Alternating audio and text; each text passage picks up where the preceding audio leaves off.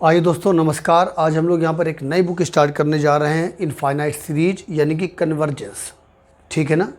तो आइए आज हम लोग इस बुक को स्टार्ट करें और इस बात को समझें कि इस बुक में हम लोग क्या क्या चीज़ें पढ़ेंगे। आइए ज़रा इन सब बातों को हम लोग समझें। दोस्तों यहाँ पर आप लोगों को एक सीरीज़ दी जाएगी और आपसे केवल ये पूछा जाएगा कि बताइए वो सीरीज कन्वर्जेंट है या डाइवर्जेंट है। बस इस तरह का क्वेश्चन आता है, ऐसा समझ लीजिए। अब बात ये आ रही है कि कन्वर्जेंट सीरीज क्या होती है, क्या इसका मतलब है, डाइवर्जेंट सीरीज क्या होती है, क्या इस बात का मतलब है। आइए आज हम लोग इसी बात को यहाँ पर समझेंगे। तो उसके लिए आइए हम लोग कुछ बेसिक बातों को भी समझ लें, नोट कर लें। तो सबसे पहला पॉइंट यहाँ पर मैं आपको जो दे रहा हूँ, फाइनाइट सीरीज क्या होती है। फाइनाइट सीरीज दोस्तों, हम लोग एक ऐसी सीरीज को फाइनाइट सीरीज कहेंगे जहाँ पर number of the terms limited है, फाइनाइट है। तो आप लोग क्या कहोगे, the series having finite number of the terms is known as the finite series. लिख दूं, the series having finite number of the terms is known as the finite series। तो दोस्तों एक ऐसी सीरीज जहाँ पर number of the terms finite हैं, 5 term हो, 10 हो, 20 हो, 30 हो, 40 हो, ठीक है ना, या कोई भी एक ऐसा नंबर जो आप एक प्रकार से बोल पाओ, लिख पाओ, वो सब फाइनाइट नंबर होते हैं। ठीक है ना। तो कहने का मतलब वो नंबर चाहे कितना भी बड़ा हो, लेकिन अगर आप उसकी एक प्रकार से बता सकते हो कि उसकी वैल्यू क्या है, तो ऐसा नंबर फाइनाइट नंबर है। और कोई भी सीरीज एक प्रकार से अगर वहाँ पर number of the terms finite हैं तो उसको हम लोग बोलेंगे फाइनाइट सीरीज। अब पॉइंट नंबर 2 आ जाइए आप लोग, इनफाइनाइट सीरीज क्या होती है। इनफाइनाइट सीरीज एक ऐसी सीरीज को हम लोग इनफाइनाइट सीरीज कहेंगे जहाँ पर number of the terms unlimited होंगे, इनफाइनाइट होंगे। ठीक है ना। एक प्रकार से endless succession of the number of terms कह सकते हो। कहने का मतलब नंबर ऑफ द टर्म्स बढ़ते ही जा रहे हैं, उनका कोई एंड नहीं हो रहा है। तो ऐसी सीरीज को हम लोग बोलेंगे इनफाइनाइट सीरीज। तो क्या कहोगे आप लोग, the series having infinite number of the terms, infinite number of the terms is known as the infinite series। तो दोस्तों ऐसी सीरीज को हम लोग यहाँ पर बोलेंगे इनफाइनाइट सीरीज। और इनफाइनाइट सीरीज को नॉर्मली हम लोग यहाँ पर डिनोट किया करेंगे सिग्मा यूएन से। तो सिग्मा यूएन का मतलब हुआ करेगा हमारे लिए इनफाइनाइट सीरीज। तो एक हो गई फाइनाइट सीरीज, एक हो गई इनफाइनाइट सीरीज। ठीक। अब आइए पॉइंट नंबर 3, कन्वर्जेंट सीरीज। तो यही तो हमारा मेन क्वेश्चन है ना कि कन्वर्जेंट सीरीज क्या होती है और डाइवर्जेंट सीरीज क्या होती है, हमको ये बात समझनी है। तो आइए पॉइंट नंबर 3 आ जाओ। पॉइंट नंबर 3 हेडिंग है कन्वर्जेंट सीरीज। क्या होती है कन्वर्जेंट सीरीज। दोस्तों आपको जो सीरीज दी जा रही है, अगर हम उस सीरीज का समेसन निकालें, यानी कि सारे टर्म का समेसन, अगर वो समेसन एक फाइनाइट वैल्यू है और यूनिक है, तब ऐसी सीरीज को हम लोग बोलेंगे कन्वर्जेंट सीरीज। क्या कहोगे, if the sum of all the terms of the series is a finite and unique quantity, unique quantity, then series is known as the convergent series. तब ऐसी सीरीज को हम लोग बोलेंगे कन्वर्जेंट सीरीज। तो दो यहाँ पर टेक्निकल बातें हैं, फाइनाइट और यूनिक। तो हम लोग क्या करेंगे, पूरी सीरीज में जितने भी टर्म हैं अगर हम उनका समेसन निकालें तो वो समेसन यहाँ पर होना चाहिए फाइनाइट और यूनिक। इस बात को हम लोग ऐसे लिख सकते हैं, limit N tending to infinity S N. S N का मतलब होता है sum of the N term, लेकिन फिर आपने लिमिट लगा दी है N is tending to infinity, तो इसका मतलब हो जाता है ये रिप्रेजेंट करता है कि हम पूरी सीरीज के जितने भी टर्म हैं सभी को ऐड कर रहे हैं। तो एस एन का मतलब एक प्रकार से पार्शियल सम कह देते हैं। पार्शियल सम का मतलब हो गया उसमें एन टर्म जो थे स्टार्टिंग वाले हमने उसको ऐड किया। लेकिन limit N tending to infinity का मतलब अगर वो इनफाइनाइट सीरीज है तो जितने भी टर्म हैं हम एक प्रकार से उस सभी टर्म का समेसन निकाल रहे हैं। और वो समेसन क्या होना चाहिए, वो समेसन यहाँ पर होना चाहिए अ फाइनाइट एंड यूनिक क्वांटिटी। ठीक है ना, वो समेसन यहाँ पर होना चाहिए फाइनाइट और यूनिक। अगर ऐसा है तो इस सीरीज को हम लोग बोलेंगे कन्वर्जेंट सीरीज। अब आइए पॉइंट नंबर 4 यानी कि डाइवर्जेंट सीरीज। तो आइए पॉइंट नंबर 4 और हेडिंग हम लोगों ने डाल दी डाइवर्जेंट सीरीज। बच्चों क्या होगी डाइवर्जेंट सीरीज, अगर हम लोग सीरीज के सारे टर्म का समेसन निकालें और अगर वो समेसन फाइनाइट नहीं बल्कि इनफाइनाइट है, चाहे प्लस इनफाइनाइट हो चाहे माइनस इनफाइनाइट हो, दोनों ही केस में हम लोग बोलेंगे कि हमारी वो सीरीज वहाँ पर डाइवर्जेंट है। ठीक है ना, अगर उसका समेसन प्लस इनफाइनाइट है तो हम लोग कहते हैं the series diverges two plus infinity. अगर उसका समेसन माइनस इनफाइनाइट है तो हम लोग कहते हैं the series diverges to minus infinity. इसी प्रकार से कन्वर्जेंट सीरीज में उसका जो समेसन वहाँ पर निकल कर के आया एक फाइनाइट क्वांटिटी, तो हम लोग कहेंगे वो इस क्वांटिटी पर कन्वर्ज कर रही है। तो आइए दोस्तों, अब डाइवर्जेंट सीरीज क्या मतलब हुआ, यहाँ पर हम लोग कहेंगे if the sum of all the terms, if the sum of all the terms of the series, if the sum of all the terms of the series is infinite, then series is known as the divergent series. इसको हम लोग ऐसे represent कर सकते हैं, limit N tending to infinity S N. S N का मतलब sum of the N term या फिर पार्शियल सम।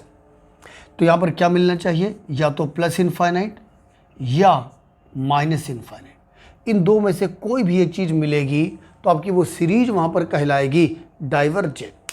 ठीक है ना, इन दो में से कोई भी एक चीज़ मिलेगी तो हमारी वो सीरीज वहाँ पर कहलाएगी डाइवर्जेंट। आइए दोस्तों point number 5, oscillatory series. Oscillatory series क्या होगी, जैसा नाम से ही आप लोग देख रहे हो ऑसिलेटरी, कहने का मतलब यहाँ पर जो उसका समेसन होगा वो ऑसिलेशन करेगा। ऑसिलेशन का मतलब हिंदी में दोलन करेगा। ठीक है ना, तो हम लोग सीरीज के सभी टर्म का समेसन जब निकालेंगे तो वहाँ पर आपको यूनिक वैल्यू नहीं मिलेगी बल्कि उसका समेसन दो वैल्यू के बीच में ऑसिलेशन करेगा। अगर उसका समेसन दो फाइनाइट क्वांटिटी के बीच में ऑसिलेशन कर रहा है तो उसको हम लोग बोलते हैं फाइनाइट ऑसिलेटरी सीरीज। और अगर उसका समेसन प्लस इनफाइनाइट और माइनस इनफाइनाइट के बीच में ऑसिलेशन कर रहा है तो उसको हम लोग बोलेंगे इनफाइनाइट ऑसिलेटरी सीरीज। ठीक है ना, तो ऑसिलेटरी सीरीज का मतलब क्या हो गया, if the sum of all the terms is not unique then और you can say that the sum of all the terms oscillates between the two quantities.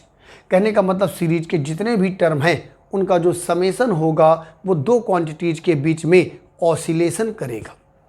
अगर वो ऑसिलेशन दो फाइनाइट क्वांटिटीज के बीच में हो रहा है तो उसको आप लोग बोलोगे फाइनाइट ऑसिलेटरी सीरीज, और अगर वो ऑसिलेशन प्लस इनफाइनाइट और माइनस इनफाइनाइट के बीच में हो रहा है तो उसको हम लोग बोलेंगे इनफाइनाइट ऑसिलेटरी सीरीज। ठीक है ना। तो इसका मतलब ये हो गया कि आप लोग यहाँ पर जब limit n tending to infinity पर Sn को चेक करोगे तो ये इक्वल टू नहीं होगा। किसके इक्वल नहीं होगा? एक प्रकार से कोई भी एक finite and unique quantity, finite तो हो सकता है मतलब यूनिक क्वांटिटी के इक्वल नहीं होगा, ऐसे कह सकते हैं। ठीक है ना, मतलब यूनिक क्वांटिटी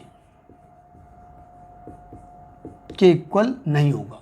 और या फिर ये भी कह सकते हो कि वो प्लस इनफाइनाइट के इक्वल भी नहीं होगा और माइनस इनफाइनाइट के इक्वल भी नहीं होगा। ठीक है ना। यहाँ पर यूनिक लिखा है तो फाइनाइट भी तो लिख देते हैं, क्योंकि यहाँ पर यूनिक मतलब इससे अलग करना है उसको। ठीक है ना। तो ऐसे कह दो कि कोई एक फाइनाइट यूनिक क्वांटिटी के इक्वल भी नहीं होगा, या प्लस इनफाइनाइट के इक्वल भी नहीं होगा, और माइनस इनफाइनाइट के इक्वल भी नहीं होगा। यानी कि पीछे हमने जो कन्वर्जेंट और डाइवर्जेंट की कंडीशन पढ़ी वो यहाँ पर नहीं होंगी, ऐसा कह सकते हो। भाई कन्वर्जेंट में आप लोग क्या कहते थे? Limit N tending to infinity पर Sn की वैल्यू फाइनाइट और यूनिक क्वांटिटी होनी चाहिए। तो अगर हमारी सीरीज ऑसिलेटरी है तो उसकी वैल्यू फाइनाइट और यूनिक नहीं होगी। इसी तरह से केवल प्लस इनफाइनाइट नहीं होगा या केवल माइनस इनफाइनाइट नहीं होगा।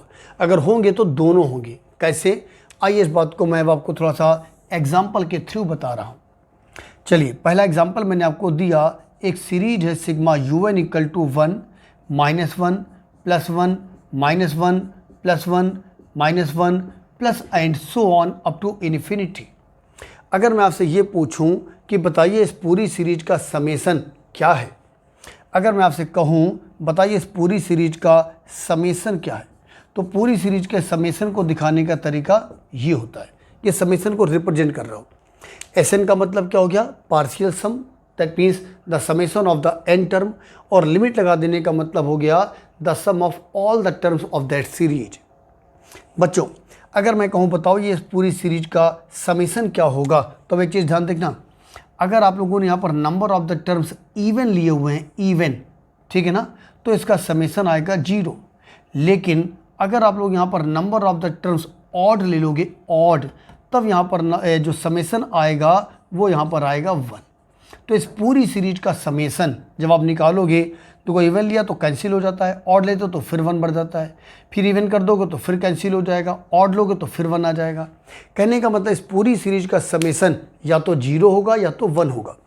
0 भी एक फाइनाइट वैल्यू है, 1 भी एक फाइनाइट वैल्यू है, लेकिन समेसन 0 और 1 के बीच में ऑसिलेशन कर रहा है, 0 या 1, 0 या 1।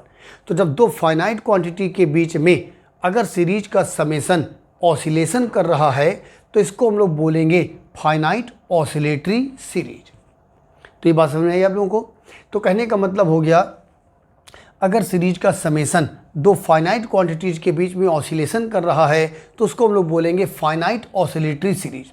इसी प्रकार से अगर सीरीज का समेसन माइनस इनफाइनाइट या प्लस इनफाइनाइट के बीच में ऑसिलेशन कर रहा है, यानी कि समेसन माइनस इनफाइनाइट भी हो सकता है, समेसन प्लस इनफाइनाइट भी हो सकता है, तब उसको हम लोग बोलेंगे इनफाइनाइट ऑसिलेटरी सीरीज। तो दोस्तों ये 5 पॉइंट फिलहाल मैंने आपको बताए। पहला पॉइंट मैंने क्या बताया? फाइनाइट सीरीज क्या होती है। नंबर 2 पॉइंट मैंने बताया infinite series. Number 3 convergent series. एक बार फिर सुन लो, कन्वर्जेंट सीरीज का मतलब सीरीज के सभी टर्म का समेसन फाइनाइट और यूनिक होना चाहिए। और नंबर 4 मैंने बताया डाइवर्जेंट सीरीज।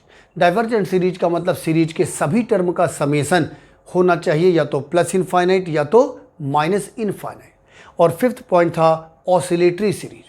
अगर सीरीज का समेसन दो क्वांटिटीज के बीच में ऑसिलेशन करता है तब ऐसी सीरीज को बोलेंगे ऑसिलेटरी सीरीज। अब ज़्यादातर देखोगे ऑसिलेटरी सीरीज वही होंगी जो अल्टरनेटिंग सीरीज होंगी। अल्टरनेटिंग सीरीज कौन सी होती हैं? अल्टरनेटिंग सीरीज होती हैं जिनके टर्म प्लस माइनस इस तरह के होते हैं। जैसे मैंने अभी जो एग्जांपल लिया था वो भी अल्टरनेटिंग सीरीज थी। तो कहने का मतलब ये हो गया कि जो ऑसिलेटरी सीरीज हैं उनमें ज़्यादातर जो सीरीज होगी वो अल्टरनेटिंग होगी, जहाँ पर आपके टर्म जो है सीरीज के वो अल्टरनेटली पॉजिटिव और निगेटिव चलते हैं। दोस्तों ऑसिलेटरी सीरीज फिलहाल अभी आपको नहीं मिलेगी, ये भी आगे वाले चैप्टर में आएगी, ठीक है ना। फिलहाल अभी आप लोगों को यहाँ पर जो सीरीज मिलेगी वो या तो कन्वर्जेंट हुआ करेगी या तो डाइवर्जेंट हुआ करेगी। अब हमको बस यही पहचानना है कि हमारी वो सीरीज वहाँ पर कन्वर्जेंट है या डाइवर्जेंट, ठीक है ना। अच्छा, तो अब हम लोग आगे बढ़ते हैं। एक बात तो यहाँ पर ये सुन लो, अभी हम लोगों को स्टार्टिंग का मतलब इस चैप्टर में जो भी हमको क्वेश्चंस मिलते हैं, जो भी हमको सीरीज मिलती है, अगर वहाँ पर मेंशन नहीं भी किया हुआ है तब भी हम यही मान करके चलेंगे कि वो हमारी सीरीज वहाँ पर पॉजिटिव टर्म सीरीज है। पॉजिटिव टर्म सीरीज का मतलब हो गया एक ऐसी सीरीज जिसके सारे टर्म पॉजिटिव हैं। या तो आपको साफ साफ दिख रहा हो प्लस माइनस, ठीक है ना, यानी कि अल्टरनेटिंग सीरीज है, या फिर कुछ आपसे कहा गया हो, तब तो आप लोग ऐसा नहीं मानोगे। अगर आपको प्लस माइनस नहीं दिख रहा है या आपको स्पेशली कुछ नहीं कहा गया है तो फिर आप यही मान करके चलोगे कि हमारी जो सीरीज है वो वहाँ पर पॉजिटिव टर्म सीरीज है। पॉजिटिव टर्म का मतलब जैसे कोई अननोन वगैरह वहाँ पर है, ए है, बी है या एक्स वगैरह है, तो एक्स का मतलब तो निगेटिव वैल्यू भी हो सकता है ना। लेकिन आप यहाँ पर हमेशा यही मान करके चलोगे कि नहीं, उसकी वैल्यू कैसी है, पॉजिटिव है।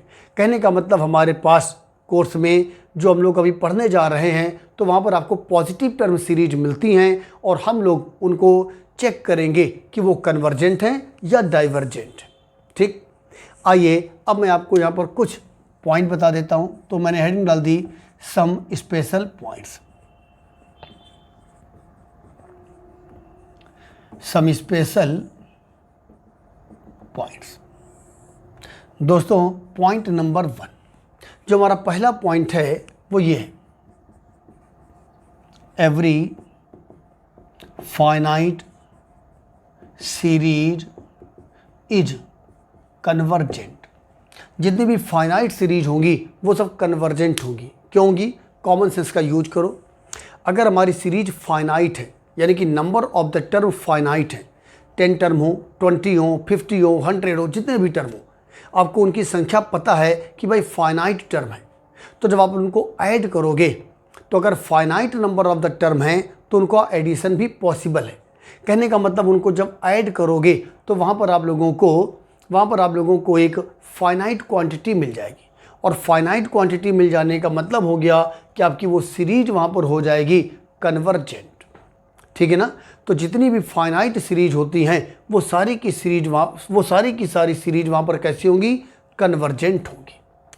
चलिए पॉइंट नंबर 2, अगर मैं आपसे ये पूछूं कि अगर इनफाइनाइट सीरीज आपको दी जा रही है तो बताइए वो कन्वर्जेंट होगी या डाइवर्जेंट होगी।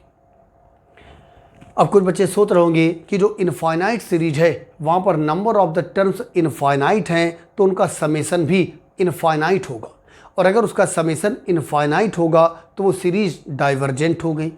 तो इसका मतलब ये हो गया कि कुछ बच्चे ये सोच रहे होंगे कि जो इनफाइनाइट सीरीज होती हैं वो हमेशा डाइवर्जेंट होंगी। अगर आप ऐसा सोचते हो तो फिर वहाँ पर आपकी ये किताब समझो फिनिश हो गई, कंप्लीट हो गई। कैसे भाई? सारी की सारी फाइनाइट सीरीज कन्वर्जेंट हो गई, सारी की सारी इनफाइनाइट सीरीज डाइवर्जेंट हो गई, तो इस किताब में पढ़ने के लिए कुछ नहीं बचेगा। तो दोस्तों मैं आपको बता दूं कि जो इनफाइनाइट सीरीज होगी वो हमेशा डाइवर्जेंट होगी, ऐसा नहीं है। अब जो इनफाइनाइट सीरीज हैं उनमें भी हम 2 कैटेगरी किए दे रहे हैं। एक ऐसी इनफाइनाइट सीरीज है जहाँ पर टर्म की न्यूमेरिकल वैल्यू लगातार इंक्रीज कर रही है, यानी कि नंबर ऑफ द टर्म्स भी इनफाइनाइट है, और जो उसमें टर्म आ रहे हैं उनकी वैल्यू भी लगातार बढ़ती जा रही है। तो ऐसी सीरीज अगर आपको मिलती है तो ये बात सही है, ऐसी सीरीज का समेसन इनफाइनाइट होगा और ऐसी सीरीज डाइवर्जेंट होगी। तो पॉइंट नंबर 2 हमने लिखा the infinite series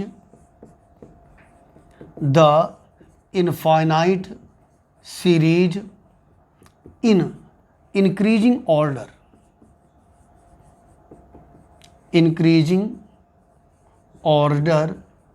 is divergent. अगर कोई इनफाइनाइट सीरीज है और उनके टर्म की वैल्यू लगातार बढ़ती जा रही है तो उसका समेसन भी इनफाइनाइट होगा और ऐसी सीरीज होगी डाइवर्जेंट। ठीक है ना। अब आ जाइए आप लोग पॉइंट नंबर 3। अब पॉइंट नंबर 3 में आ जाओ। अगर मैं आप लोगों से कहूँ कोई इनफाइनाइट सीरीज है, ठीक है ना, जिनके टर्म की वैल्यू लगातार कम होती जा रही है, तो बताइए वो सीरीज वहाँ पर कन्वर्जेंट होगी या डाइवर्जेंट होगी। तो हो सकता है यहाँ पर आप लोग सोच रहे होंगे क्या होना चाहिए ना। तो दोस्तों वो सीरीज कन्वर्जेंट भी हो सकती है और वो सीरीज डाइवर्जेंट भी हो सकती है। आइए पहले लिख दूं फिर थोड़ी सी चर्चा करूं। क्या कहेंगे? The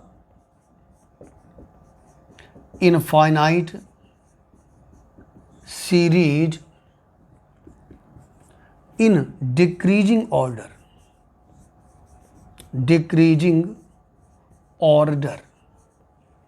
may be convergent or may be divergent। तो ये मान करके चलो कि आपकी बुक में जो क्वेश्चंस होंगे वो ये नहीं होंगे, वो ये नहीं होंगे, आपको क्वेश्चन मिलेंगे ये वाले। यानी आपको इनफाइनाइट सीरीज दी जाएगी और वो डिक्रीजिंग ऑर्डर में होगी। अब वो सीरीज कन्वर्जेंट भी हो सकती है और वो सीरीज डाइवर्जेंट भी हो सकती है। अब आपको पता करना होगा कि वो सीरीज कन्वर्जेंट है या डाइवर्जेंट है। ठीक है ना। कैसे पता करेंगे अभी चर्चा करेंगे। इस पॉइंट पर थोड़ा सा अगर आप लोग गहराई से सोचना चाहो, कैसे सोचोगे? आंख बंद करके। ठीक है ना। थोड़ा सा 20% पढ़ाई आप लोग आंख बंद करके भी किया करो, थोड़ा सा मनन किया करो। ठीक है ना। सोचा करो आंख बंद करके उसके बारे में कि वहाँ पर जो कॉन्सेप्ट आप लोग पढ़ रहे हो, जो आप लोग क्वेश्चन कर रहे हो, है ना, जो भी चीज़ें पढ़ रहे हो, तो वो एक प्रकार से उसकी गहराई में जा कर के उसको फील करने का प्रयास करो कि वो चीज़ क्या कहना चाहती है। वो थ्योरम है, वो क्वेश्चन है, वो उसका एक प्रकार से डीपली उसको जा कर के ये फील करने का प्रयास करो कि उसका सेंस क्या है, वो क्या कहना चाह रहा है। ठीक है ना। वो क्वेश्चन या वो थ्योरम या वो पॉइंट। जैसे इस पॉइंट की बात समझो। मैंने कहा अगर कोई इनफाइनाइट सीरीज है लेकिन उसके टर्म की वैल्यू लगातार क्या हो रही है? कम होती जा रही है। वो कन्वर्जेंट भी हो सकती है और वो डाइवर्जेंट भी हो सकती है। अब थोड़ा अगर गहराई से आप लोग सोचेंगे तो सुनिएगा। अगर कोई इनफाइनाइट सीरीज है और उसके टर्म की वैल्यू बहुत तेज़ी के साथ कम होती जा रही है, तो बहुत तेज़ी के साथ कम होते होते आप बहुत जल्दी जीरो के करीब पहुंच जाओगे और उनका जो समेसन होगा वो फाइनाइट हो जाएगा और वो सीरीज हो जाएगी कन्वर्जेंट।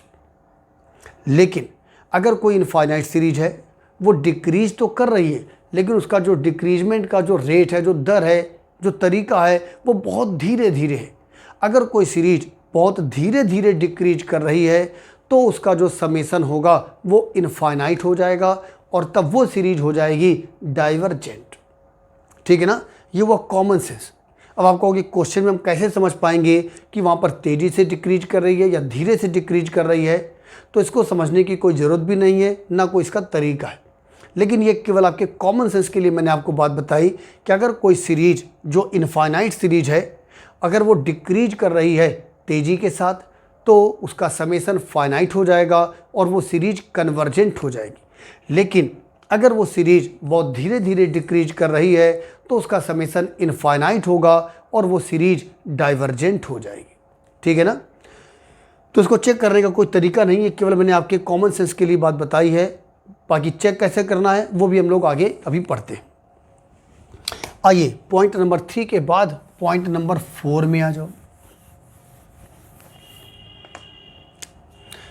देखिए मोटा मोटा इतना समझ लीजिए कि कन्वर्जेंट सीरीज का मतलब होता है कि उसका समेसन एक फाइनाइट वैल्यू है और डाइवर्जेंट सीरीज का मतलब होता है उसका समेसन इनफाइनाइट है। ठीक है ना। तो आइए पॉइंट नंबर 4। अगर आपको मैं दो कन्वर्जेंट सीरीज दूं और दोनों को ऐड कर लें तो बताइए हमको जो सीरीज मिलेगी वो कन्वर्जेंट होगी या डाइवर्जेंट होगी? तो जवाब आया कन्वर्जेंट। कैसे? अगर दोनों सीरीज कन्वर्जेंट हैं तो दोनों का समेसन फाइनाइट है और दो फाइनाइट वैल्यू को ऐड करने पर फाइनाइट वैल्यू ही तो मिलेगी, तो इसका मतलब वो सीरीज भी कन्वर्जेंट होगी।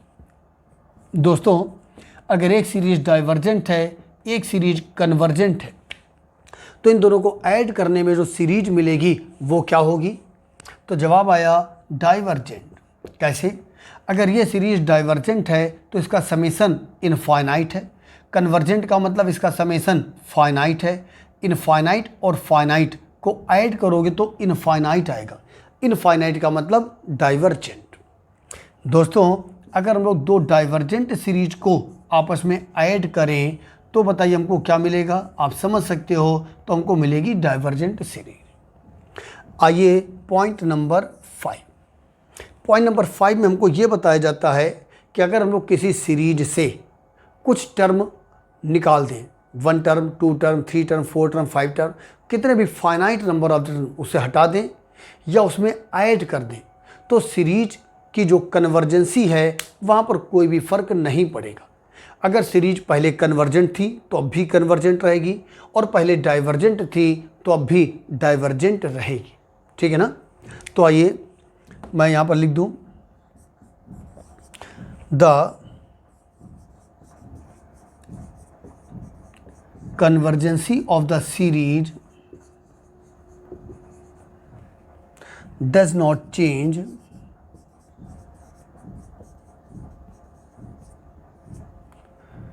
by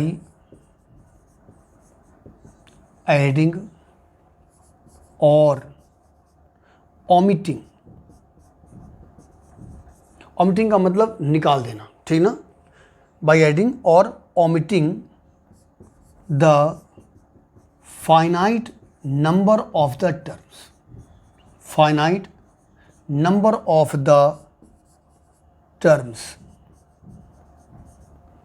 ठीक है ना, from the series।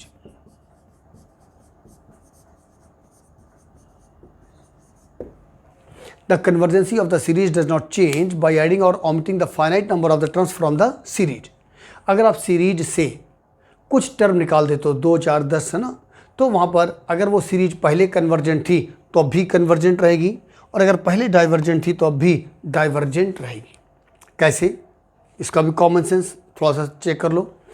अगर कोई सीरीज पहले कन्वर्जेंट थी तो उसका समेसन कैसा था? फाइनाइट। अगर आपने 2, 4 टर्म हटा भी दिए या ऐड भी कर दिए तो भी उसका समेसन फाइनाइट ही अब भी रहेगा, यानी कि जो सीरीज पहले कन्वर्जेंट थी वो अब भी कन्वर्जेंट रहेगी। इसी तरह से अगर कोई सीरीज पहले डाइवर्जेंट थी यानी कि उसका समेसन इनफाइनाइट था, अब आपने वहाँ से 2, 4 टर्म वहाँ से हटा दिए या 2, 4 टर्म आपने ऐड कर दिए, तब भी कोई फ़र्क नहीं पड़ने वाला है। अगर सीरीज का समेसन पहले इनफाइनाइट था तो अब भी सीरीज का समेसन इनफाइनाइट ही रहेगा, क्योंकि इनफाइनाइट से कुछ थोड़ा बहुत माइनस कर दो, कोई भी फाइनाइट वैल्यू माइनस कर दो या ऐड कर दो, वो इनफाइनाइट ही रहता है। ठीक है ना? समुद्र के पानी से आप 2, 4 बाल्टी पानी निकाल भी लोगे तो क्या कोई फ़र्क पड़ेगा? क्या कोई ये क्लेम कर देगा समुद्र में आजकल पानी कम हो गया क्योंकि 4 बाल्टी पानी राजू वहाँ से निकाल ले गए? ऐसा तो नहीं होगा ना।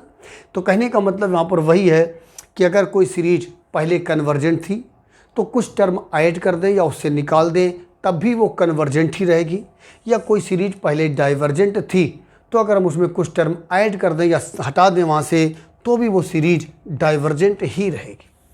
आइए एक और पॉइंट नंबर 6।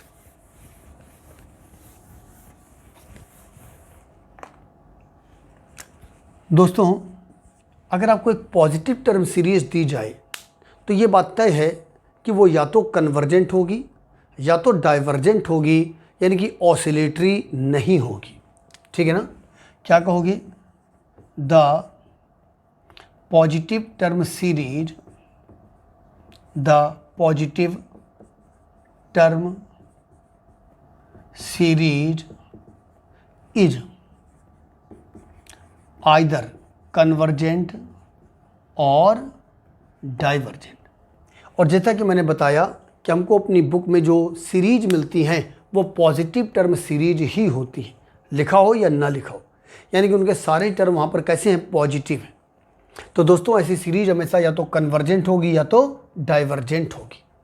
अब एक मन में क्वेश्चन ये आ सकता है कि जो अल्टरनेटिंग सीरीज हैं, यानी कि जिनके टर्म प्लस माइनस हैं, वो कैसी होंगी? तो अभी वो हम आपको आगे चल करके आगे आने वाले दिनों में बताएंगे। फिलहाल थोड़ा सा आप सुन लो।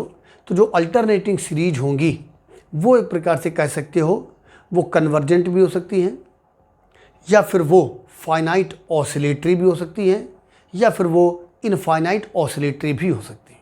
ठीक है ना। तो उस पर हालांकि कि हम लोग अभी बाद में चर्चा करेंगे। तो दोस्तों अभी तक की पढ़ाई क्या हुई, मैंने आप लोगों को 5 पॉइंट लिखवाए, finite series, infinite series, convergent series, divergent series, oscillatory series. फिर मैंने आपको 6 स्पेशल पॉइंट बताए। ठीक है ना। इनको अच्छी तरह से पढ़ेंगे, फिर कॉपी में नोट कर लेंगे और अच्छी तरह से इस पर विचार करेंगे। अब हम लोग आगे बढ़ते हैं।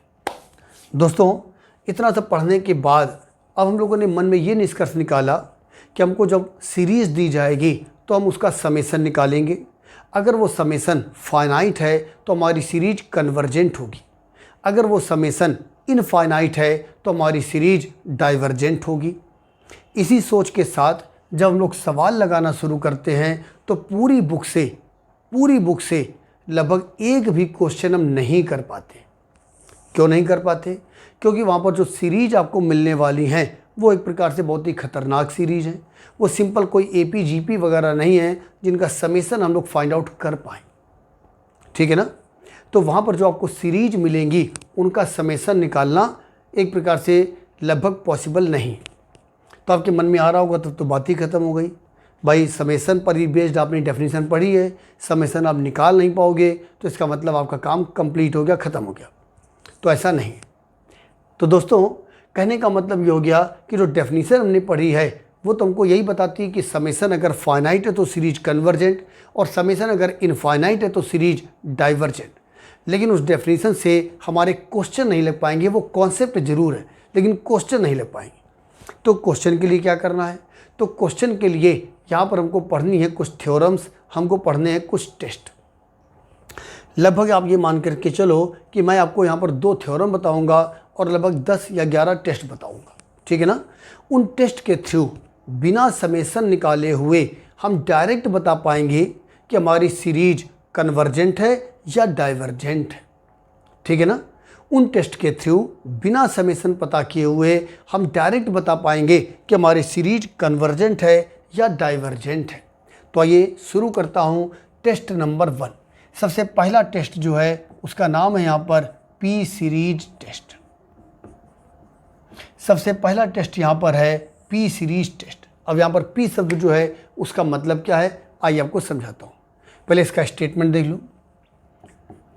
The series sigma 1/n raised to the power p is convergent for p greater than 1 and divergent for p equal to और लेस देन 1।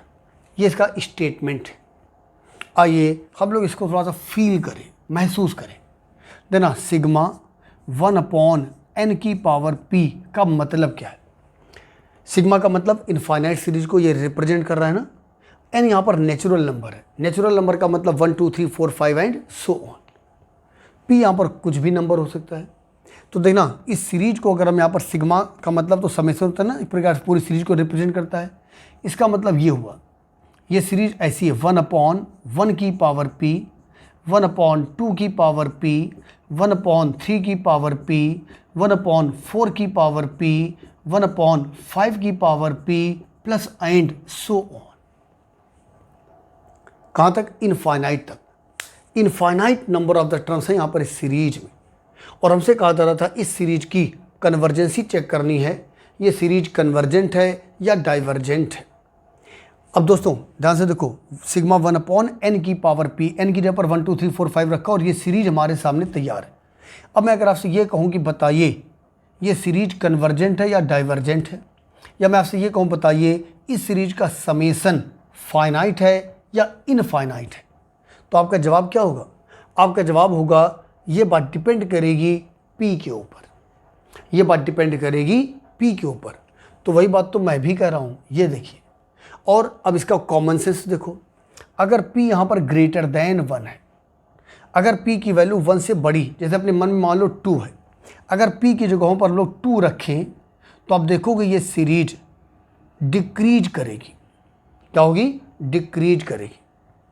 और एक प्रकार से उसी को हम लोगों ने कहा था तेज़ी से डिक्रीज करना या धीरे से डिक्रीज करना, तो उसका कोई इस तरह का पैमाना तो नहीं है, लेकिन फिर भी पी की वैल्यू जितनी 1 से बड़ी होती जाएगी तो ये सीरीज बहुत तेज़ी के साथ डिक्रीज करती जाएगी। और तभी कहा गया है कि जब पी 1 से बड़ा है तो हमारी सीरीज कैसी है, कन्वर्जेंट है।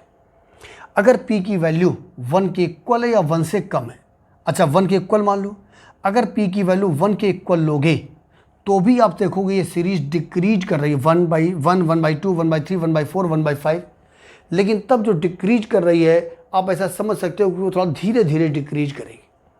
और जब कोई सीरीज धीरे धीरे डिक्रीज करती है या इंक्रीज करती है तो उन दोनों ही सिचुएशन में वो सीरीज डाइवर्जेंट बन जाती है। अगर p की वैल्यू 1 से कम लेनी है, अगर हम निगेटिव ले लें, p की वैल्यू -2 ले लें, अगर p की वैल्यू -2 ले लोगे तो जो टर्म आपको नीचे दिख रहे हैं सब ऊपर चले जाएंगे और इस सीरीज के टर्म फिर इंक्रीज करने लगेंगे। और अगर कोई सीरीज के टर्म इंक्रीज करते हैं तो उसका समेशन इनफाइनाइट होना ही होना है, तब तो वो सीरीज कैसी होगी, डाइवर्जेंट होगी। तो ये बहुत गहराई से सोचने के हिसाब से मैं आपको बता रहा हूँ। अगर आप इतनी गहराई से सोचना चाहो तो सोचना, अदरवाइज फार्मूला तो फिर सीधे सीधे लिखा ही हुआ है, फार्मूले से आपके क्वेश्चन तो डायरेक्ट तब भी लगते रहेंगे। ये आपको केवल मैंने उसकी एक प्रकार से फीलिंग को समझने के लिए बताया है कि इस थ्योरम की फीलिंग क्या है, उसको आप महसूस कीजिए एक प्रकार से ना, वो क्या कहना चाहती है। तो कुल मिलाकर के सेंस वही है, अगर p यहाँ पर 1 से बड़ा है तो ये सीरीज बहुत तेज़ी से डिक्रीज करेगी, इसीलिए वो सीरीज हो जाएगी कन्वर्जेंट। अगर p की वैल्यू 1 के इक्वल है या 1 से कम है तो या तो सीरीज धीरे धीरे डिक्रीज करेगी या इंक्रीज करेगी, दोनों ही केसेस में हमारी ये सीरीज हो जाएगी डाइवर्जेंट। तो वो तो हुई उसकी फीलिंग, उसकी आत्मा। अगर आप वो नहीं भी फील करना चाहो तो कोई बात नहीं। अब आइए पी सीरीज टेस्ट, सीधे सीधे अगर कोई सीरीज इस टाइप की है तो उसकी कन्वर्जेंसी डिपेंड करेगी पी के ऊपर। अगर पी की वैल्यू ग्रेटर देन 1 है तो आपकी सीरीज कन्वर्जेंट होगी, और अगर पी की वैल्यू 1 के इक्वल या 1 से कम है तो वो सीरीज डाइवर्जेंट होगी। आइए हम लोग इस थ्योरम पर बेस्ड इस टेस्ट पर बेस्ड कुछ क्वेश्चन करें। पहला क्वेश्चन, मैंने आपको एक क्वेश्चन दिया सिग्मा 1/n3। मैंने कहा बताओ ये सीरीज कन्वर्जेंट है या डाइवर्जेंट है। ये सीरीज है, सीरीज का मतलब समझ गया ना। अगर हम n की जगह पर 1 2 3 4 रखना शुरू करें तो ये सीरीज ऐसे चलेगी, ठीक है ना। ये सीरीज ऐसे चलेगी, कितने टर्म है, इनफाइनाइट टर्म है। अगर मैंने आपसे पूछा बताओ ये सीरीज कन्वर्जेंट है या डाइवर्जेंट है, तो आप कंपेयर करोगे इससे। p का काम यहाँ पर 3 कर रहा है, अगर p का काम 3 कर रहा है तो इसका मतलब p यहाँ पर ग्रेटर देन 1 हुआ, और p ग्रेटर देन 1 का मतलब ये सीरीज हो गई कन्वर्जेंट, ठीक है ना। चलो दूसरा क्वेश्चन, अगर मैंने कहा सिग्मा 1/√n, बताओ ये सीरीज कन्वर्जेंट है या डाइवर्जेंट है। तो √n का मतलब हो गया n की पावर 1/2, तो n की पावर 1/2 आप कंपेयर करोगे इससे तो p की वैल्यू 1/2 आई, और 1/2 का मतलब हो गया लेस देन 1, और लेस देन 1 का मतलब ये सीरीज हो जाएगी डाइवर्जेंट। अगर मैं आप लोगों से कहूँ सिग्मा 1/n⁷, तो आप कंपेयर करोगे इससे, p की वैल्यू ग्रेटर देन 1 है तो ये सीरीज हो गई कन्वर्जेंट। अगर मैं आप लोगों से कहूँ सिग्मा 1/n⁵, कंपेयर करोगे इससे, p की वैल्यू 1/5 है जो कि 1 से कम है, इसका मतलब ये सीरीज हो जाएगी डाइवर्जेंट। तो हो सकता है आपके चेहरे में थोड़ी सी मुस्कुराहट आ गई हो कि अरे ये तो बड़ा आसान सा टेस्ट है ना। तो ये बात बिल्कुल सही है, ये सबसे इजी टेस्ट है। तो पी सीरीज टेस्ट बिल्कुल आसान है। अगर आपकी सीरीज सिग्मा 1/n⁵ टाइप की है तो उसकी कन्वर्जेंसी डिपेंड करेगी p के ऊपर। अगर p ग्रेटर देन 1 है तो आपकी सीरीज कन्वर्जेंट है, और अगर p इक्वल टू और लेस देन 1 है तो आपकी सीरीज डाइवर्जेंट है, ठीक है बच्चों। दोस्तों मैंने कुछ घरों में देखा है, शाम के समय जब बच्चा घर से खेलने के लिए बाहर निकल रहा होता है, ठीक उसी समय पापा की एंट्री होती है और पापा बच्चे से पूछ लेते हैं कि कहाँ जा रहा हो। बच्चा थोड़ा सकपका जाता है, लेकिन फिर भी खेलने जा रहा है तो कहता है कि पापा खेलने जा रहे थे। तो कई बार आपने देखा होगा कि पापा कह देते नहीं, पहले बैठ करके पढ़ो, मुझे कुछ क्वेश्चन करके दिखाओ, उसके बाद खेलने जाना। शाम का समय है, थोड़ी देर की शाम है, उसके बाद अंधेरा होने वाला है। अब बच्चा भी सोचता है कि मैं अगर पढ़ने बैठ जाऊंगा तो फिर खेलने किस समय जाऊंगा। तो उस समय आपका मतलब वो जो बच्चा है उसकी मैं बात कर रहा हूँ, वो बच्चा अपने पापा से कह सकता है कि पापा अच्छा अगर हम आपको 50 सवाल लगा करके दिखा दें तो क्या उसके बाद मैं खेलने जा सकता हूँ। तो पापा भी खुश हो जाएंगे, हाँ ठीक है 50 सवाल लगा के दिखा दो, उसके बाद आराम से खेलने जाओ। तो दोस्तों उस समय के लिए यही सवाल हैं 50 सवाल जो आप लगा सकते हो। n की पावर 3, 4, 5 है ना, आगे ले जाओ, इधर एक बार 1/2, 1/3, 1/3, 5 पीछे ले जाओ। तो 25 सवाल आप कन्वर्जेंट के, 25 सवाल डाइवर्जेंट के, 3 या 4 मिनट आपको लगेंगे, है ना। आप कंप्लीट करके पापा के सामने कॉपी रखो, पापा देखने में बिजी होंगे, सोचेंगे ये हो क्या रहा है, और आप खेलने जा सकते हो। तो आइए दोस्तों, ये था हमारा पी सीरीज टेस्ट, ये था हमारा पी सीरीज टेस्ट। आइए इसके बाद अब हम लोग सेकेंड टेस्ट की तरफ बढ़ रहे हैं। दूसरा टेस्ट हमारा है कंपैरिजन टेस्ट। तो आइए टेस्ट नंबर 2, कंपैरिजन टेस्ट।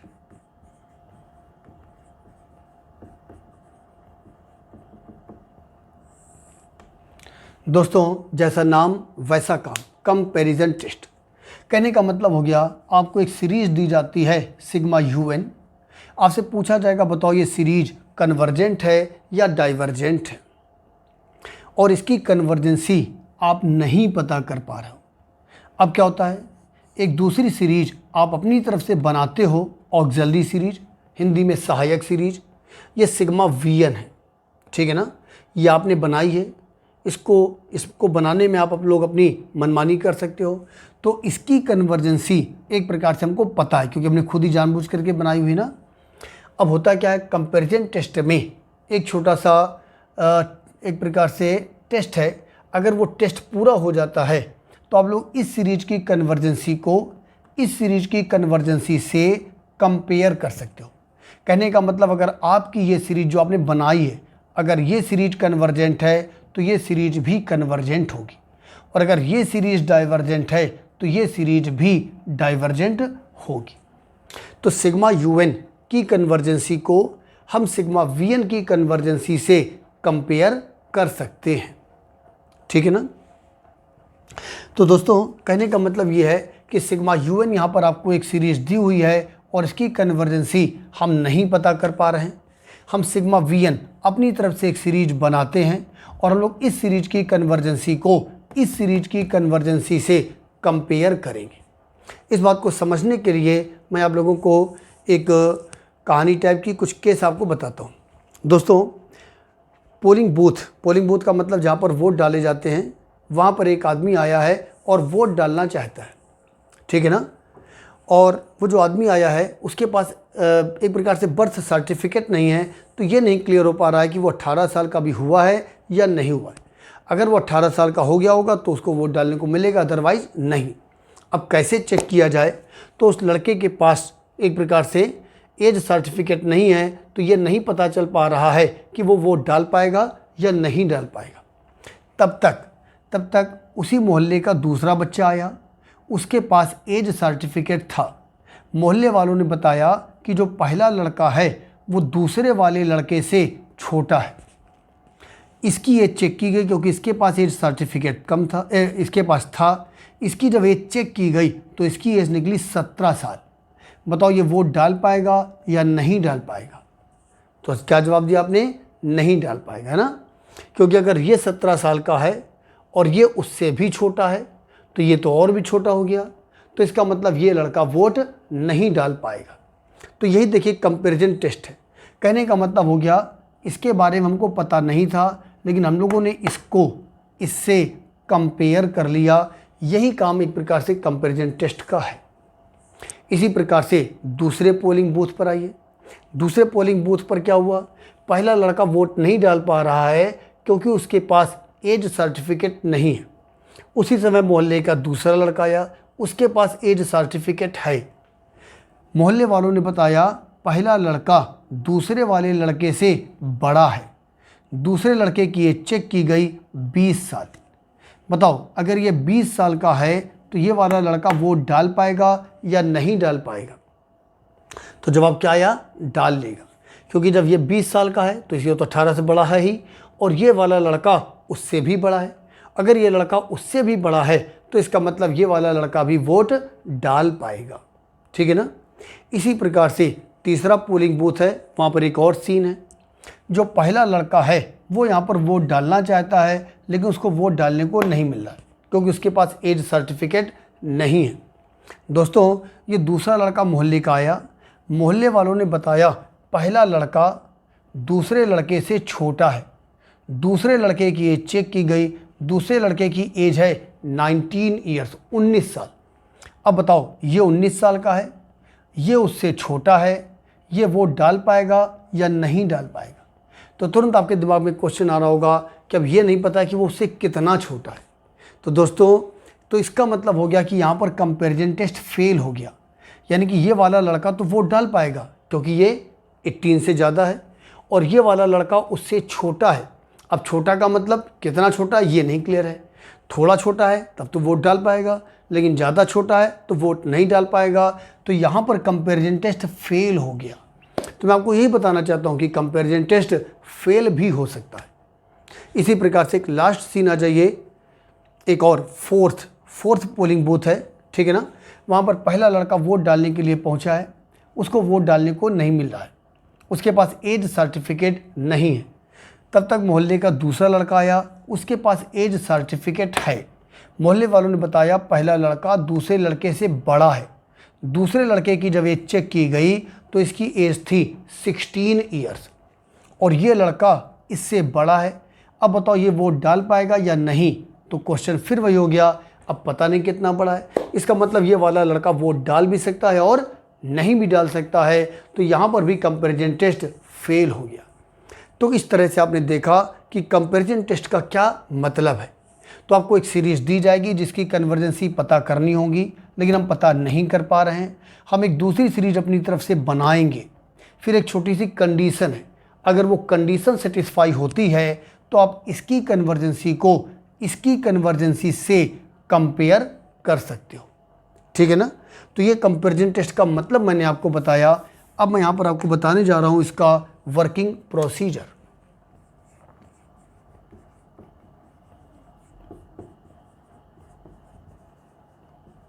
आइए देखेंगे इसका वर्किंग प्रोसीजर। ठीक है ना। तो पहला पॉइंट वाइज मैं आपको बता दे रहा हूँ। ठीक है ना। पहला पॉइंट क्या कहेंगे? Sigma UN is the given series. ये वो सीरीज है जो हमको दी हुई है। अब पॉइंट नंबर 2 आ जाओ। हम लोग क्या करते हैं, हम लोग अपनी तरफ से एक सीरीज यहाँ पर मानते हैं या बनाते हैं। ठीक है ना।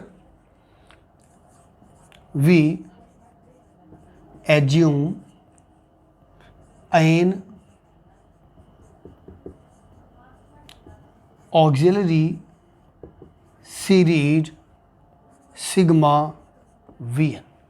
ऑक्सिलरी मतलब हिंदी में सहायक सीरीज, क्योंकि हम लोग इसकी कन्वर्जेंसी निकालने के लिए इसकी कन्वर्जेंसी की हेल्प लेते हैं ना। तो हम लोग यहाँ पर अपनी तरफ से एक ऑक्सिलरी सीरीज बनाते हैं। We make an auxiliary series sigma VN। कैसे बनाते हैं? कैसे बनाने के लिए 2 बातें आपको बता रहा हूँ, और उसके पहले आपको एक कॉन्सेप्ट बता रहा हूँ। सिग्मा VN को किस तरह से बनाना चाहिए, सिग्मा VN को किस तरह से बनाना चाहिए। तो सिग्मा VN को बनाने के लिए जो कॉमन सेंस है वो क्या है?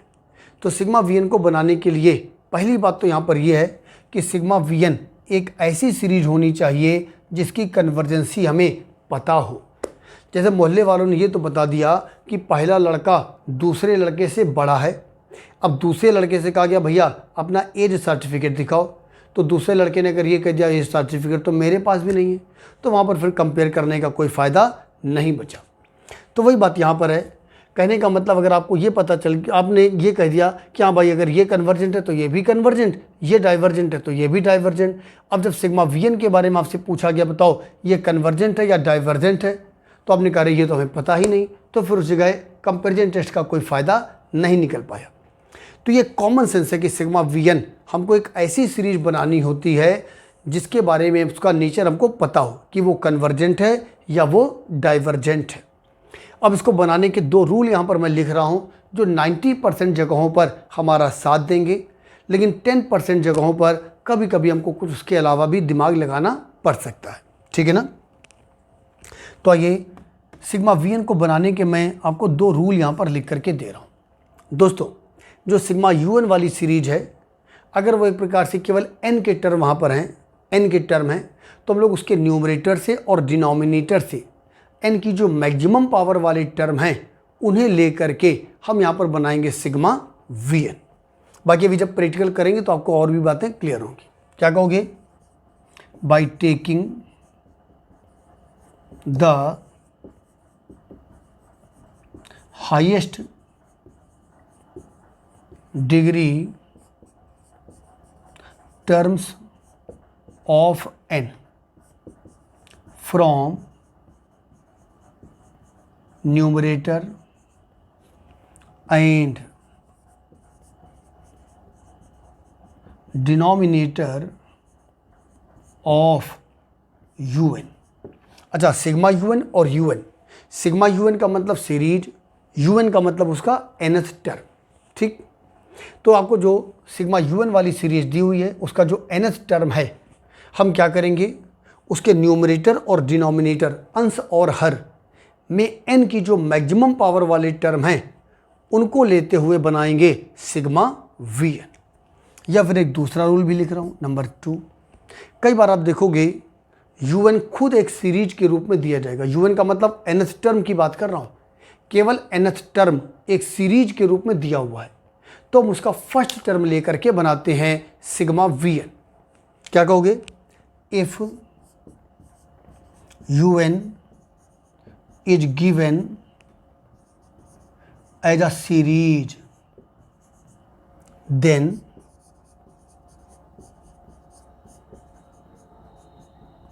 by taking its first term। ठीक है ना। if un is given as a series, then by taking its first term। ये सिग्मा वी एन को बनाने के मैंने दो रूल बताए जो हमारा साथ देंगे कहाँ पर, 90% जगहों पर, है ना। तो पॉइंट नंबर 1, पॉइंट नंबर 2। अब मैं पॉइंट नंबर 3 लिख रहा हूँ।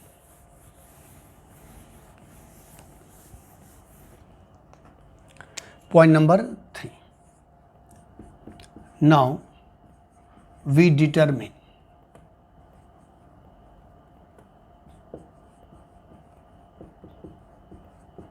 हम लोग क्या करते हैं, हम लोग limit N tending to infinity पर u N upon we n को चेक करेंगे। सपोज करो यहाँ पर के आ गया। अब यहाँ पर मिलने वाली वैल्यू अगर फाइनाइट है और जीरो नहीं है, ठीक है ना, बल्कि मैं यहाँ पर एक काम करता हूँ, यहाँ पर इफ़ लिख दूँ, if limit N tending to infinity U N upon we N, ठीक है ना, is a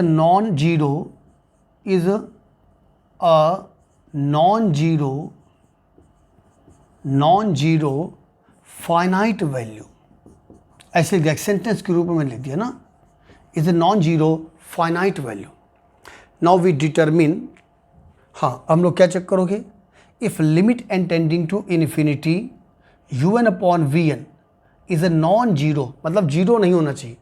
अगर जीरो आ गया तो आप कहोगे कंपैरिजन टेस्ट फेल हो गया, जो मैंने अभी आपको पीछे एग्जांपल से समझाया। और इनफाइनाइट भी नहीं आना चाहिए। अगर इनफाइनाइट आ रहा है तो भी आप लोग कहोगे कंपैरिजन टेस्ट वहाँ पर काम नहीं कर रहा है। तो जीरो नहीं होना चाहिए और उसकी वैल्यू होनी चाहिए finite. If limit N tending to infinity U N upon we N is a non zero finite value, तब आप क्या कहोगे, तब आप लोग कहोगे कि या तो दोनों ही सीरीज कन्वर्जेंट होंगी या फिर दोनों ही सीरीज डाइवर्जेंट होंगी, है ना। Then by the comparison test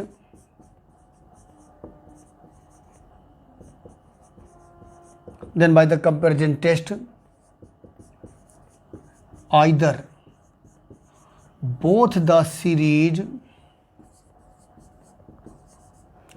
are convergent और both the series are divergent. तो ये पॉइंट आप ये मान कर के चलो कि आपको जो कंपैरिजन टेस्ट वाले क्वेश्चंस हैं वहाँ पर लिखना भी होगा, ठीक है ना। आप वहाँ पर इस चीज़ को चेक करोगे, वहाँ पर इसमें लिखोगे। अगर वहाँ पर एक नॉन जीरो फाइनाइट क्वांटिटी आपको मिल गई तो आप लोग कहोगे so according to the comparison test either both the series are convergent और both the series are divergent.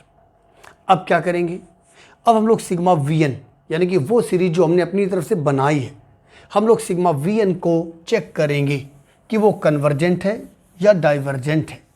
अगर वो कन्वर्जेंट है तो सिग्मा यू एन भी कन्वर्जेंट, और अगर वो डाइवर्जेंट है तो सिग्मा यू एन भी डाइवर्जेंट। तो आइए point number 4, now we check the nature of sigma we N. Now we check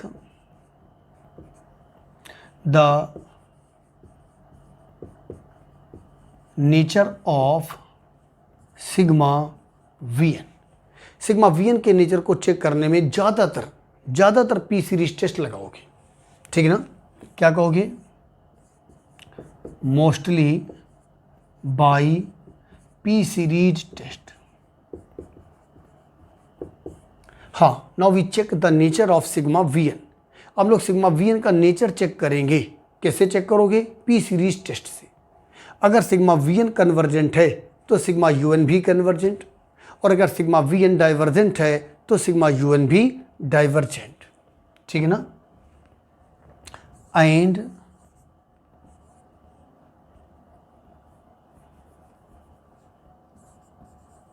the same nature, ठीक ना, एंड द सेम नेचर का मतलब मेरा यहाँ पर कन्वर्जेंट या डाइवर्जेंट है।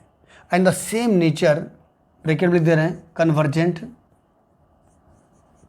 और डाइवर्जेंट विल एग्जिस्ट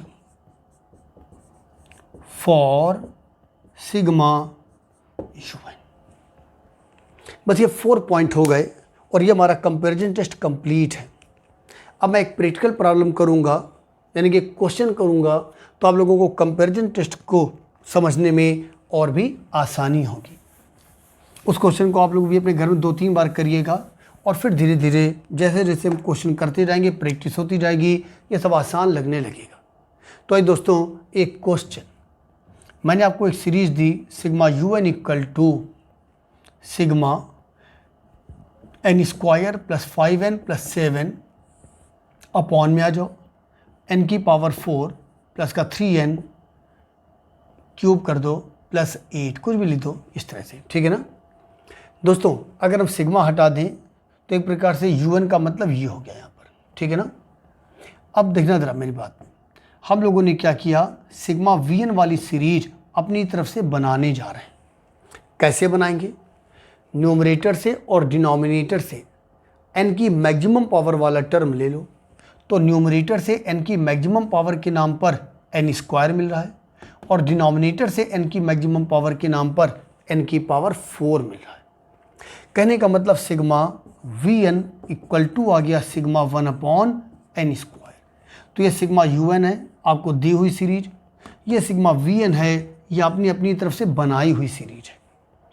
अब क्या करते हो, अब आप लोग यहाँ पर चेक करोगे, नाउ un अपॉन vn को लिखोगे और फिर बाद में लिमिट अप्लाई करेंगे। पहले आइए un अपॉन vn लिखें। चलो, un ये है, vn ये है, ठीक है ना।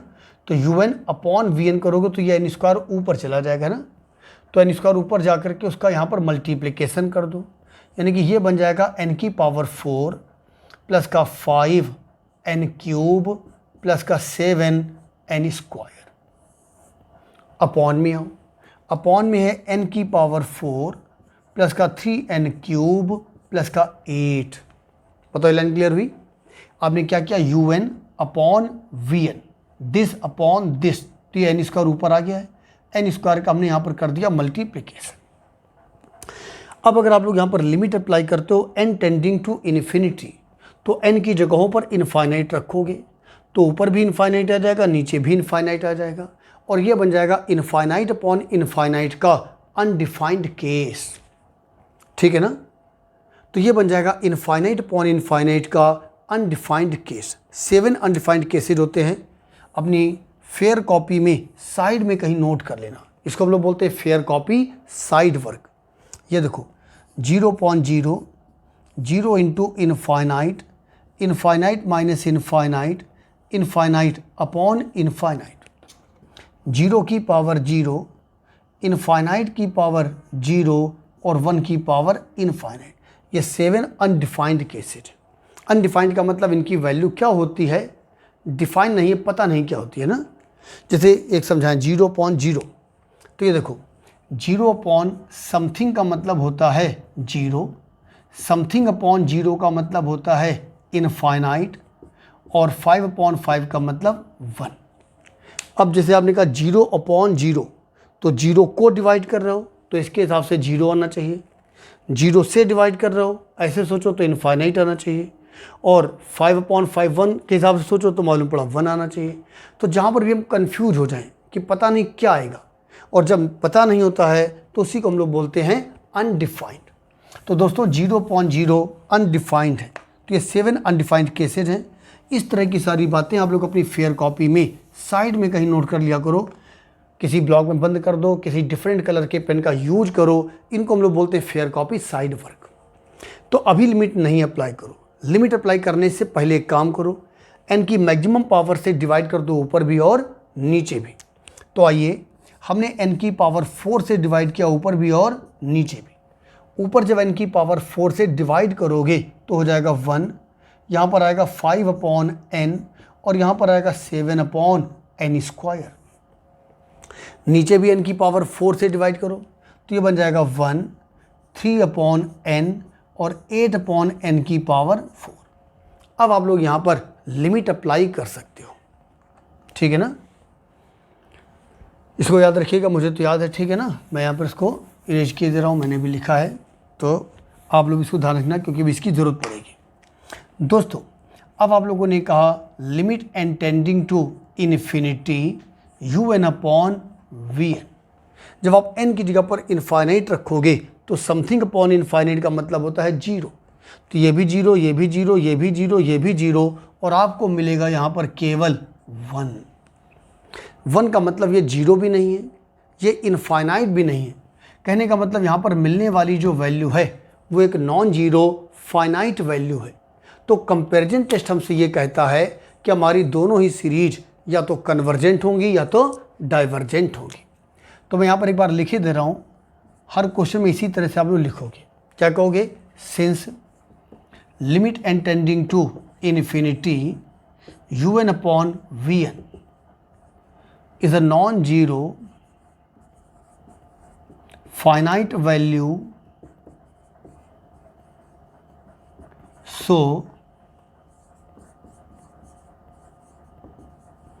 according to the comparison test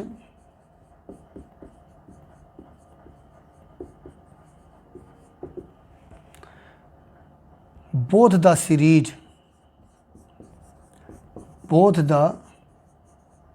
series sigma un and sigma vn are either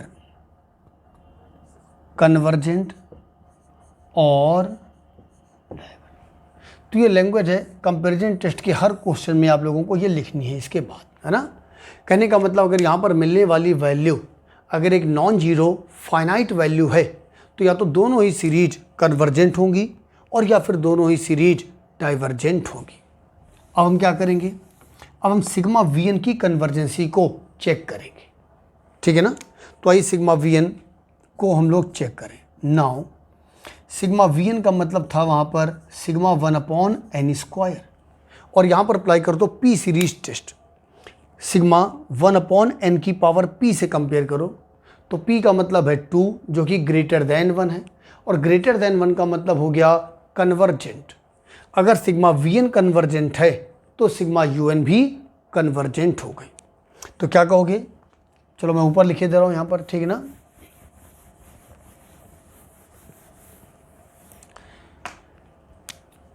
हाँ, तो हम लोग कहेंगे according to P series test the series sigma Vn is convergent. So the series sigma Un is also convergent.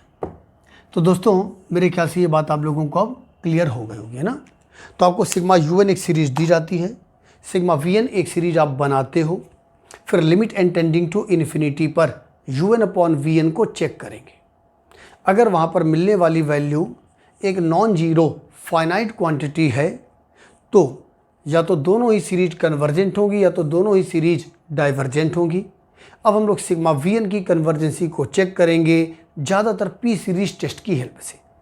अगर sigma Vn convergent है तो sigma UN भी convergent हो जाएगी, और अगर सिग्मा Vn डाइवर्जेंट है तो सिग्मा UN भी डाइवर्जेंट हो जाएगी। ठीक है दोस्तों, तो आज का ये लेक्चर यहाँ पर कंप्लीट होता है। आज हम लोगों ने सीखी डेफिनेशंस, आज हम लोगों ने कुछ स्पेशल पॉइंट पढ़े, आज हम लोगों ने पी सीरीज टेस्ट और कंपैरिजन टेस्ट को समझा। नेक्स्ट लेक्चर में हम इसकी आगे की बात करेंगे। ठीक है बच्चों, थैंक यू।